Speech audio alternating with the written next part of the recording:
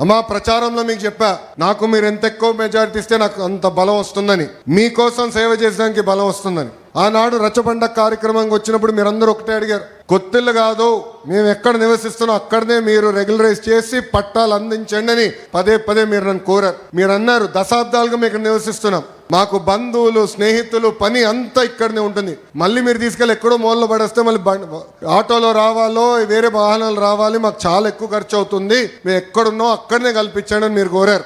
ఆనాడు చెప్పా 3 రకాలు ఉంటాయి. ఒకటి సులభంగా చేసే భూములు, అది మొదటి సంవత్సరంలో చేస్తానని చెప్పా. రెండోది రైల్వే ఎండోమెంట్, అదొక సంవత్సరం పైన, అంటే సంవత్సరంన్నర పడుతున్నాను. మూడోది వచ్చే గల అటవీ భూములు, అదే విధంగా ట్యాంక్ బండ్లు ఉన్నాయి, అది చాలా కష్టమైంది, అయినా కూడా ఒక 2.5-3 సంవత్సరాలు పడుతుంది, తప్పనిసరిగా చేస్తాను ఆనాడు హామీ మీకు ఇచ్చా తల్లి. ఈ రోజు ఆ హామీ నిలబెట్టుకునే దానికి మీ ముందర నిలబడుతున్నా.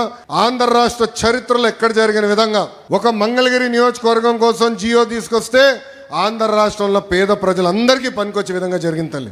ఇప్పటికీ 7,000 మంది దరఖాస్తు చేసుకుంటే దాంట్లో 4,000 మంది కేవలం ఒక మంగళగిరి నియోజకవర్గం నుంచి ఉన్నారు తల్లి. ఈ 5 రోజు కార్యక్రమం 3,000 కుటుంబాలకి ఈరోజు ఇంటి పట్టాలు ఇస్తున్నాం. ఆ పట్టాలని మీరు రిజిస్టర్ చేసుకోవచ్చు. ఈ కార్యక్రమం అయిన తర్వాత ఆ పట్టాలని మీరు రిజిస్టర్ చేసుకోవచ్చు. 2 సంవత్సరాల్లో ఆ పట్టాన్ని కూడా అమ్ముకునే హక్కు మీకు ఎన్డీఏ ప్రభుత్వం కల్పిస్తుంది తల్లి.